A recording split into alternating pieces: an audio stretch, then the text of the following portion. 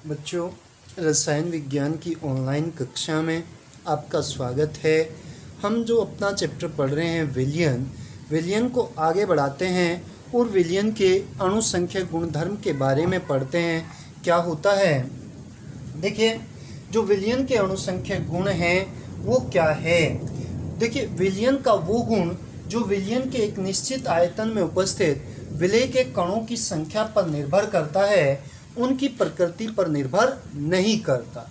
जो कहीं पर निर्भर करता है, विलय के कणों की संख्या पर निर्भर करता है, उनकी प्रकृति पर निर्भर नहीं करता। विलयन का अणुसंख्यक गुण कहलाता है। देखिए, जो विलयन के अणुसंख्यक गुण हैं वो मुख्य रूप से 4 होते हैं: वाष्प दाब अवनमन, प्रासरण दाब, हिमांक अवनमन, क्वथनांक उन्नयन।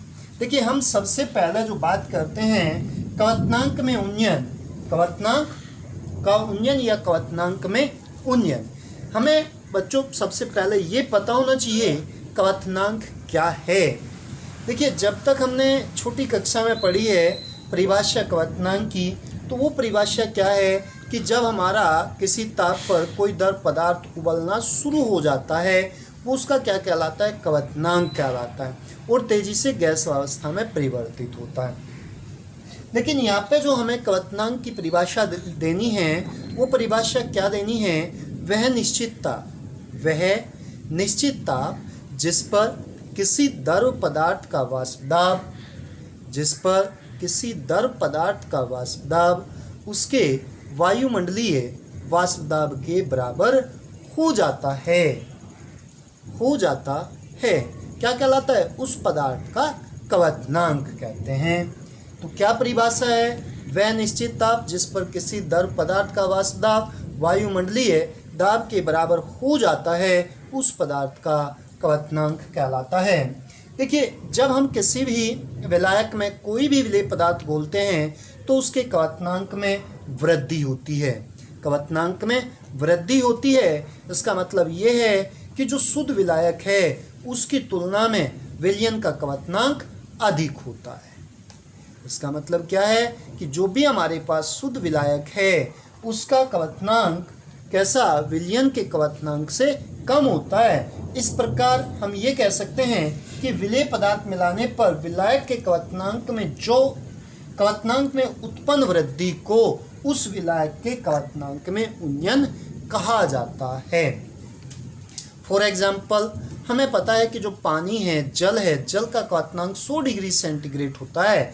यदि हम उसमें चीनी मिलाते हैं तो हमारा क्या बनता है, विलयन बनता है। तो जल और जो चीनी से बना विलयन है उसका क्वथनांक 100 से कैसा होगा, अधिक होता है।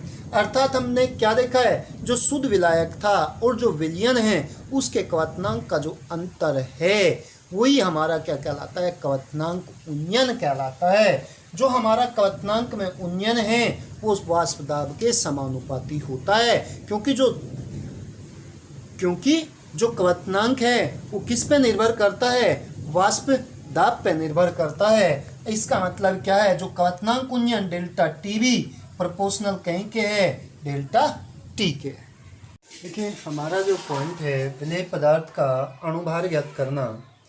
मान लिया जो भी हमारे पास विलेय पदार्थ है उसे स्मॉल ग्राम एक विलायक के कैपिटल W ग्राम में घुले हैं, तो विलयन की जो मोललता m बराबर विलेय के मोलों की संख्या बटे विलायक का द्रव्यमान किलोग्राम में। यदि हमारे पास जो विलयन की सांद्रता है वो 100 ग्राम विलायक में उपस्थित विलेय के मोलों की संख्या के रूप में प्रदर्शित की जाती है, क्योंकि कैपिटल W ग्राम में उपस्थित विलेय के मोलों की संख्या क्या होगी, पदार्थ की ग्राम में मात्रा बटे पदार्थ का अणुभार। पदार्थ क्या है, हमारा विलेय पदार्थ है, उसकी मात्रा क्या है, स्मॉल w, उसका अणुभार क्या है, स्मॉल m। देखिए, 1 ग्राम विलेय पदार्थ में उपस्थित मोलों की संख्या, पदार्थ कितना हो गया, स्मॉल w बटे स्मॉल m गुणा 1 बटे कैपिटल W। 100 ग्राम में कितना हो जाएगा, मल्टीप्लाई 100 की हो जाएगी। तो हमारी ये क्या आ गई, Cm। इसको हम क्या कहते हैं, अणुक सांद्रता कहते हैं। क्या कहते हैं, अणुक सांद्रता कहते हैं। तो हमारे पास जो विलयन है उसकी सांद्रता क्या होगी, स्मॉल w बटे स्मॉल m गुणा 100 बटे कैपिटल W। राउल्ट का प्रथम नियम ये कहता है कि जो क्वथनांक उन्नयन है वो अणुक सांद्रता के समानुपाती होता है। Kb हमारा क्या है, आणविक या मोलर उन्नयन स्थिरांक है। तो डेल्टा टी बराबर Kb इंटू Cm, Cm का मान हम यहाँ से रख देते हैं स्मॉल w बटे स्मॉल m गुणा 100 बटे कैपिटल W। तो यहाँ से हमारे पास जो अणुभार आता है विलेय पदार्थ का अणुभार वो कितना आता है, 100 गुणा Kb स्मॉल w बटे डेल्टा टी गुणा कैपिटल W। डेल्टा टी क्या है, क्वथनांक उन्नयन है, क्वथनांक उन्नयन है, और कैपिटल W विलायक की मात्रा है, स्मॉल w विलेय पदार्थ की मात्रा है, Kb क्या है, आणविक या मोलर उन्नयन स्थिरांक है, m क्या है, विलेय पदार्थ का अणुभार है। देखिए हमारा जो पॉइंट है आणविक या मोलर उन्नयन स्थिरांक, क्या होता है आणविक या मोलर उन्नयन स्थिरांक, जब आपके पास कोई भी विलायक है, विलायक के 100 ग्राम में हमारा जो विलेय पदार्थ है उसका 1 मोल घुला हो, तो उस अवस्था में विलायक के क्वथनांक में जो वृद्धि होती है वह आणविक या मोलर उन्नयन स्थिरांक के बराबर होती है। जैसे जल का जो आणविक या मोलर उन्नयन स्थिरांक है 5.2 है, एथिल अल्कोहल 11.7, ईथर 21 और बेंजीन 27 है। देखिए क्वथनांक उन्नयन संबंधी राउल्ट के नियम, 2 नियम हैं। पहला नियम ये है कि इस नियम के अनुसार जो किसी भी विलायक का क्वथनांक उन्नयन है उसमें उपस्थित विलेय पदार्थ की अणुक सांद्रता के समानुपाती होता है, विलेय पदार्थ की अणुक सांद्रता के समानुपाती होता है। अर्थात कह सकते हैं कि जो हमारा क्वथनांक उन्नयन है डेल्टा टी, अणुक सांद्रता Cm है, तो नियमानुसार डेल्टा टी प्रोपोर्शनल Cm या डेल्टा टी बराबर Kb इंटू Cm, जो Kb है वो आणविक या मोलर उन्नयन स्थिरांक है। देखिए जो द्वितीय नियम है वो नियम क्या है कि हमारे पास जो समान आयतन है, कोई भी विलायक है उसके समान आयतन में भिन्न भिन्न विलेय पदार्थ घोले जाते हैं, उनकी समअणुक मात्रा घोली जाती है, तो उनका जो क्वथनांक उन्नयन है वो समान होता है। हिमांक अवनमन, हिमांक की परिभाषा आती है सबसे पहला, वह न्यूनतम ताप जिस पर किसी द्रव पदार्थ का वाष्प दाब ठोस पदार्थ के वाष्प दाब के बराबर हो जाता है, उस पदार्थ का हिमांक कहलाता है। जब हम किसी भी द्रव पदार्थ में कोई भी विलेय पदार्थ घोलते हैं तो विलयन का जो वाष्प दाब है शुद्ध विलायक के वाष्प दाब से कम होता है। जैसे जैसे वाष्प दाब घटता है हिमांक भी घटता है, अर्थात वाष्प दाब अवनमन प्रोपोर्शनल हिमांक के। अतः विलयन का जो वाष्प दाब है शुद्ध विलायक के वाष्प दाब से कम हो जाता है, इसे ही हम क्या कहते हैं, हिमांक अवनमन कहते हैं। मान लिया कोई शुद्ध विलायक है जिसका हिमांक T1 डिग्री सेंटीग्रेड और जो विलेय है उसका जो विलयन है उसका हिमांक T2 है, तो हिमांक अवनमन डेल्टा T बराबर T1 माइनस के T2, इसका मान कैसा होता है, ऋणात्मक होता है। देखिए जैसे क्वथनांक उन्नयन है उससे हमने अणुभार ज्ञात किया है, ऐसे ही हिमांक अवनमन है, हिमांक अवनमन से जब हम अणुभार ज्ञात करते हैं m बराबर 100 kf स्मॉल w बटे delta T into capital W। Small w विलेय पदार्थ की मात्रा, kf हिमांक अवनमन स्थिरांक जिसे मोलर या आणविक अवनमन स्थिरांक भी कहते हैं, 100 डेल्टा टी हिमांक अवनमन, m विलेय या विलायक जिसका भी हमें अणुभार ज्ञात करना है, अणुभार है। अब ऐसे ही हमारे पास राउल्ट के नियम आते हैं हिमांक अवनमन संबंधी। पहले नियम में वही है जो हमने कहा था कि जब भी हम क्या करते हैं, जब भी हम किसी विलायक का जो हिमांक अवनमन है उसमें उपस्थित विलेय पदार्थ की अणुक सांद्रता के समानुपाती होता है, अर्थात डेल्टा टी प्रोपोर्शनल Cm के, तो डेल्टा टी बराबर Kf इंटू Cm।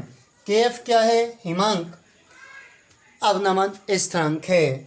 जो द्वितीय नियम है वो क्या है कि जब किसी विलायक के समान आयतन में विलेय पदार्थ की अलग अलग समअणुक मात्रा घोली जाती है, अलग अलग विलेय पदार्थ की जो भिन्न भिन्न विलेय पदार्थ हैं उनकी समअणुक मात्रा घोली जाती है, तो विलयन का हिमांक अवनमन समान होता है, विलयन का हिमांक अवनमन समान होता है।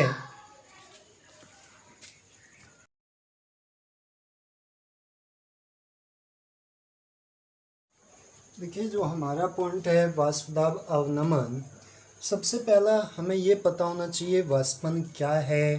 किसी भी द्रव पदार्थ की सतह से जो अणु है वो वायुमंडल में पलायन करने की क्रिया को वाष्पन कहते हैं। जैसे जैसे हम तापक्रम बढ़ाते हैं तो वाष्पन की क्रिया बढ़ती है। यदि हम सतह का क्षेत्रफल बढ़ाते हैं तो भी हमारे पास जो वाष्पन है उसकी क्रिया बढ़ जाती है। देखिए, जो वाष्पन की क्रिया है, वाष्पन की क्रिया में द्रव पदार्थ के जो अणु वायुमंडल में विलीन हो जाते हैं उनके द्वारा जो दाब उत्पन्न होता है उसे हम क्या कहते हैं, वाष्प दाब कहते हैं। और वाष्प दाब की क्रिया जो हमारे पास वाष्पन है, यदि वाष्पन की क्रिया तीव्र होगी तो वायुमंडल में विलीन होने वाले अणुओं की संख्या बढ़ेगी, जिसके कारण वाष्प दाब बढ़ता है। अर्थात जो वाष्पन है वो किसके प्रोपोर्शनल है, वाष्प दाब के। विलयन में जो शुद्ध विलायक है, विलयन में जो वाष्पन है वो शुद्ध विलायक की तुलना में कैसा होता है, कम होता है। और वाष्पन कम होने के कारण जो शुद्ध विलायक की तुलना में भी क्या होता है, कम होता है। इसे ही हम क्या कहते हैं, वाष्प दाब अवनमन कहते हैं। मान लिया हमारे पास जो शुद्ध विलायक का वाष्प दाब है वो P है, विलयन का वाष्प दाब PS है, तो वाष्प दाब अवनमन P माइनस के PS होता है। ताप परिवर्तन के साथ साथ हमारा जो P माइनस के PS है इसका मान परिवर्तित होता है। इसके मान के परिवर्तन के कारण जो वाष्प दाब है, अवनमन है, उसमें कठिनाई आती है। इस कठिनाई को दूर करने के लिए वैज्ञानिक वान बेवो ने एक अनुपात निर्धारित किया जिसे हम आपेक्षिक अवनमन अनुपात कहते हैं। जो आपेक्षिक अवनमन अनुपात है वो कहीं पे तापक्रम पर प्रभावित नहीं होता, तो आपेक्षिक अवनमन अनुपात बराबर होता है P माइनस के PS अपॉन P। जो आपेक्षिक अवनमन अनुपात है वो कहीं के बराबर होता है P माइनस के PS अपॉन P के बराबर होता है। राउल्ट का नियम क्या है? राउल्ट का नियम, इस नियम के अनुसार जो विलयन का आपेक्षिक अवनमन अनुपात है वो विलेय पदार्थ के मोल प्रभाज के बराबर होता है। मान लिया विलेय के मोलों की संख्या स्मॉल n, विलायक के मोलों की संख्या कैपिटल N, विलयन के कुल मोलों की संख्या small n plus capital N, तो विलेय का मोल प्रभाज स्मॉल n बटे स्मॉल n प्लस का कैपिटल N। नियमानुसार P माइनस के PS अपॉन P बराबर स्मॉल n बटे स्मॉल n प्लस का कैपिटल N। देखिए, यहाँ से वाष्प दाब अवनमन से अणुभार ज्ञात करना है। राउल्ट के नियम के अनुसार P माइनस के PS अपॉन P बराबर स्मॉल n बटे स्मॉल n प्लस का कैपिटल N। देखिए, जब हमारे पास जो विलयन है वो कैसा है, अति तनु है, तो उसमें जो विलेय पदार्थ की संख्या है वो कैसी होगी, बहुत कम होगी। इसलिए हम क्या करते हैं, small n plus capital N के स्थान पर क्या लिख सकते हैं, कैपिटल N लिख सकते हैं। तब P माइनस के PS अपॉन P बराबर स्मॉल n बटे कैपिटल N होता है। देखिए, स्मॉल n क्या है, विलेय के मोलों की संख्या। मोलों की संख्या क्या है, पदार्थ की ग्राम में मात्रा बटे पदार्थ का अणुभार। कैपिटल N क्या है, विलायक के मोलों की संख्या, पदार्थ की ग्राम में मात्रा बटे पदार्थ का अणुभार। इसको आप यहाँ लाते हैं, इसको यहाँ पे लाते हैं, तब आपके पास क्या बनता है, P माइनस के PS अपॉन P बराबर स्मॉल w कैपिटल M बटे capital W into small m। तो यहाँ से हम विलेय या विलायक का अणुभार ज्ञात कर सकते हैं। जो हमारे पास है स्मॉल w वो विलेय की ग्राम में मात्रा, कैपिटल W विलायक की ग्राम में मात्रा, इस कैपिटल M विलायक का अणुभार, स्मॉल m विलेय का अणुभार। धन्यवाद।